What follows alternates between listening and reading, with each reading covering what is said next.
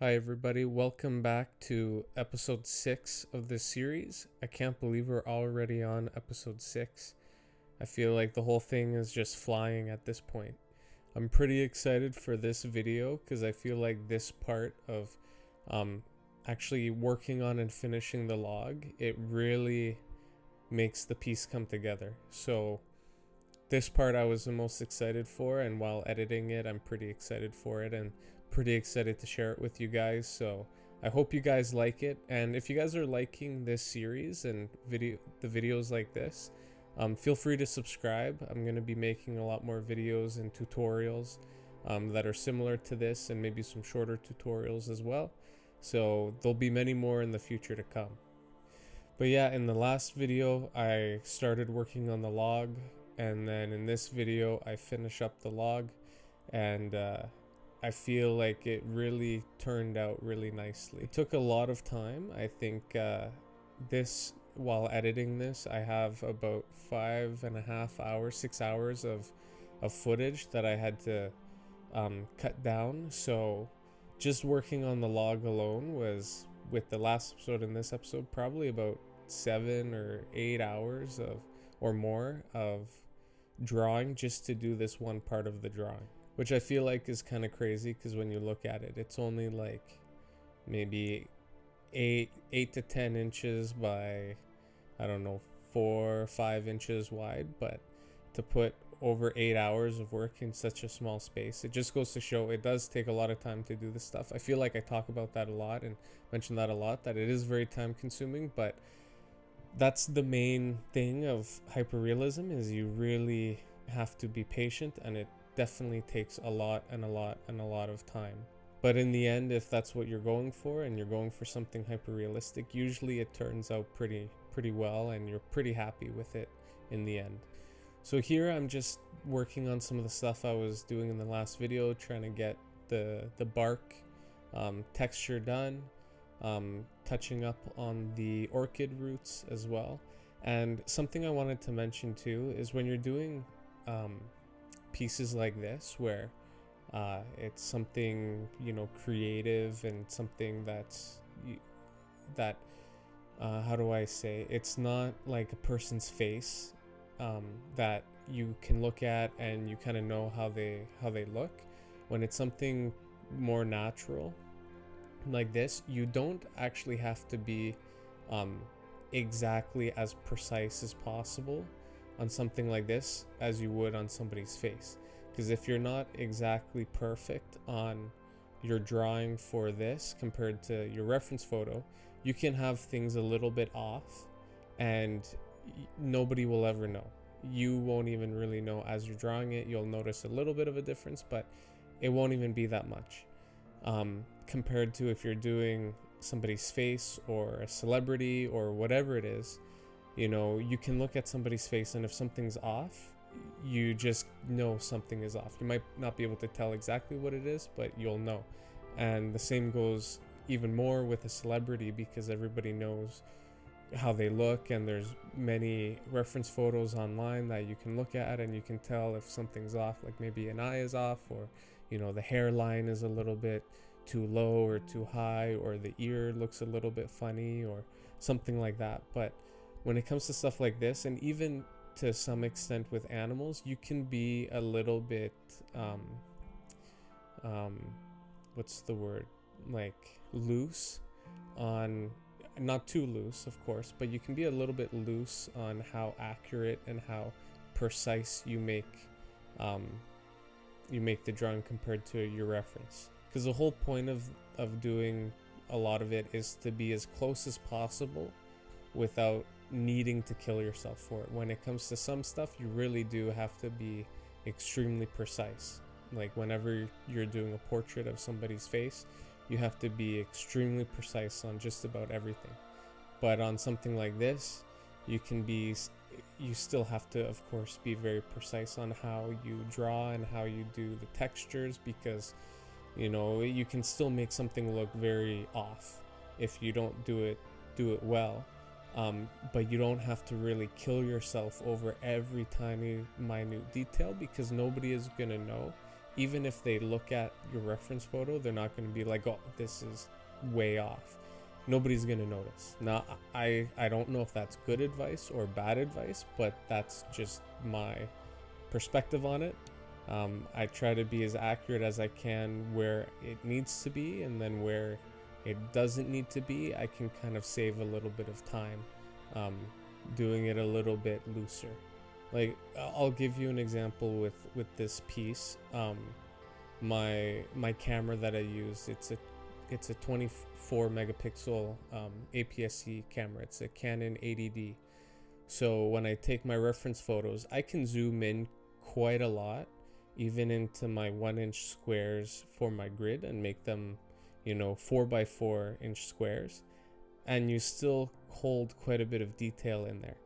But I'm not gonna kill myself to try and get all of that tiny little detail and sharpen my pencils to a fine point, and try and get all those little cracks and crevices in the bark to where it doesn't really add much to the overall picture, especially if you can get 85% of it. If you can get 85% of it, you can still look a few inches from the paper, and you're going to see all of the fine detail, but you're not going to see that last 10%, and it's not going to hurt your image at all. It's going to still look extremely detailed. It's still going to be hyper realistic, but you don't have to kill yourself to get that full 24 megapixels of detail in a drawing that you're doing by hand. I don't know if that makes sense, because something that I've noticed as I've been drawing for now it's about 10 years of drawing, and then really doing it semi-professionally the last 6 or 7 years now, is that the biggest thing that makes a picture look realistic or not isn't necessarily the detail, but it's about the lighting and the overall form, if that makes sense. So you can have something that's very flat, no contrast. The highlights and the shadows are very close, but it can be extremely detailed, but it's not gonna look like something that's real. It's not gonna look like a photograph, because it's way too undersaturated. The contrast is way too low, and the lighting doesn't look good. But you can lose a little bit of the detail, but as long as you get the lighting right, you can make something look extremely detailed or extremely real, but with very little detail. So early on, as you're learning how to do realistic artwork, the main thing should be to focus on the lighting, making sure the lighting and the contrast is really good, and overall form.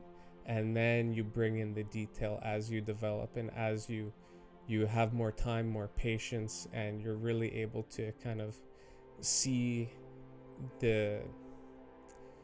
your eyes become adjusted to what you're doing when it comes to art. Your eyes will adapt and see the detail and be able to kind of pull it all together. And then as you get the contrast and the lighting and all of that, and then you bring in the detail, then you'll have something that looks photorealistic, hyper realistic. But it's really about trying to understand the lighting, and then you bring in the detail afterwards. And if you can do that together, then you get something that looks extremely realistic. I hope that made sense. Let me know if that made sense. Yeah, and then so for example, here you can see that how much lighting plays a part of a realistic drawing. Like on the left side of the log and the rocks, you can see it's highlighted, and then as I go further to the right, it's falling into shadow, and it really brings a three-dimensional depth to it. I was also thinking for some future videos, because I am getting towards the end of this project. I've probably got 2 more videos to go, maybe 1 more video to go. I'm not too sure if I'll have to split the last bit into 2 videos or just 1. But I was thinking about doing a series, an intro series to art. So learning the basics of like lighting and shading and stuff like that, and doing simple drawings, like whether it's drawing an apple or fruit or a flower, something, a singular flower, stuff like that, just to get the basics in and teach you guys the basics, if that's an interest to you guys. And then I was also thinking about doing another series on maybe animal specific, like learning how to draw. I did one video a while ago on drawing a realistic animal eye. It was on a leopard, and I was thinking about doing that again, maybe doing a different animal, maybe doing some on some birds as well. I could do like an owl, a lion, bear, so on and so forth, maybe a horse as well, just to give a little bit of variety. And people seem to really like learning how to draw animal eyes, so I thought that could be a cool idea, and maybe you guys would like to see that as well.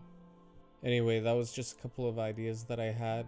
I'm gonna let this video play out for a little bit, and you'll be able to see it really come together now. I'm getting to a part where I feel like the picture really starts to shine towards the end. So yeah, I'll come back a little bit more towards the end.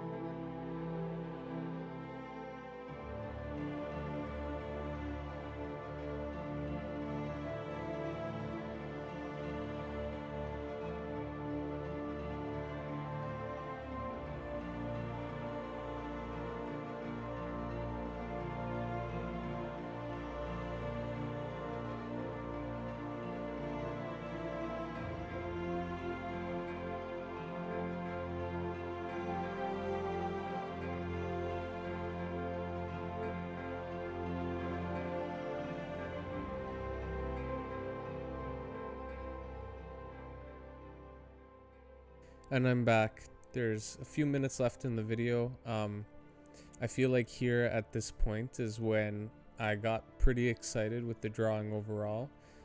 Usually with pretty much every drawing, when you start out, you sketch it out, and as you start, you're like, ooh, I don't know if I really like it, and I don't know if this is going to turn out very well or not. But there comes a point, usually it's about halfway through or a little bit more than halfway through, where you're like, oh yeah, no, I'm happy with it. I'm happy with my decision. I think it's going to turn out pretty nice. And for me, it was once I got the log done and then I got the last leaf done, I was like, oh yeah, no, I'm happy with how it's turning out, and I feel like it's going to look overall pretty good in the end. But as I had mentioned earlier in the video, this really shows the importance of lighting and how lighting really brings out the 3D effect. Like having it go from lighter on the left side where you can see all of the detail, and you can kind of see how all the way to the left, it's a little bit out of focus. It's showing the depth of field of the picture. And then it comes more into focus. You can see all the detail and the highlights and everything. And then as you go more towards the right, it falls into shadow.